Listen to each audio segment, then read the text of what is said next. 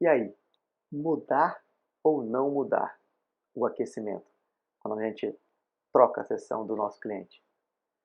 Sim, é fundamental a gente fazer essa alteração.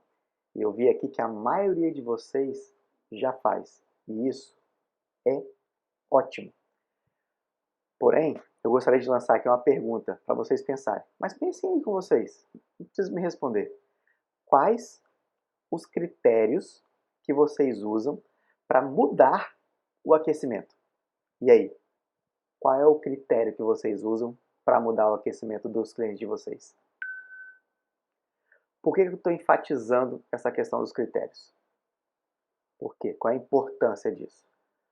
Porque eles vão te dar exatamente o direcionamento com mais coerência, de maneira mais correta, para você realmente conseguir potencializar a performance do seu aluno e também diminuir o risco dele se machucar, até mesmo durante a sessão do treino ou em alguma competição.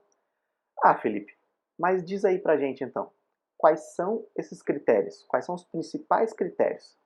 Vai lá, pega o lápis ou a caneta, um pedaço de papel e anota aí. Primeiro, a gente precisa revisitar os padrões de movimentos que serão utilizados durante a sessão de treino.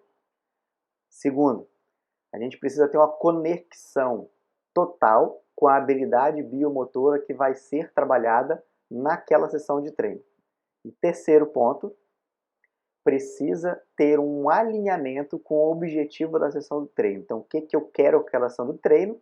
O aquecimento ele vai ter que corroborar esse momento também, para ter mais coerência. Vou dar aqui para vocês 2 exemplos, só para vocês começarem a entender melhor. Então, primeiro exemplo. Seu cliente hoje ele vai correr. Você faz um aquecimento. Amanhã ele vai fazer o treinamento de força. É o mesmo aquecimento que você vai fazer com ele? Com certeza você está respondendo juntamente comigo aqui que não é o mesmo aquecimento. Mas isso aí já é bem óbvio. São duas coisas completamente diferentes. Porém, quando a gente pensa numa semana inteira de hipertrofia, por exemplo. Então vamos lá. No primeiro dia, seu aluno ele vai treinar só membro superior.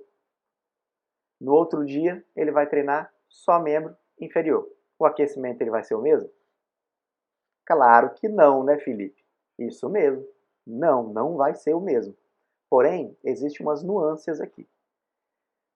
Quando a gente vai trabalhar os membros inferiores, a gente vai ter que direcionar o aquecimento, a gente vai ter que enfatizar o aquecimento, pensando que a gente vai estar trabalhando os membros inferiores. Lembra da palavra aqui, ênfase. Então, a gente vai enfatizar, não quer dizer que você vai fazer somente para os membros inferiores. Nos membros superiores, acontece exatamente o inverso. A gente vai dar uma ênfase maior durante o aquecimento para os membros superiores. Lembrando que os membros inferiores fazem parte do nosso corpo, não tem como a gente separar eles. Então, a gente vai associar em alguns momentos ali a um aquecimento voltado também para os membros inferiores. Porém, ênfase. Não esquece disso.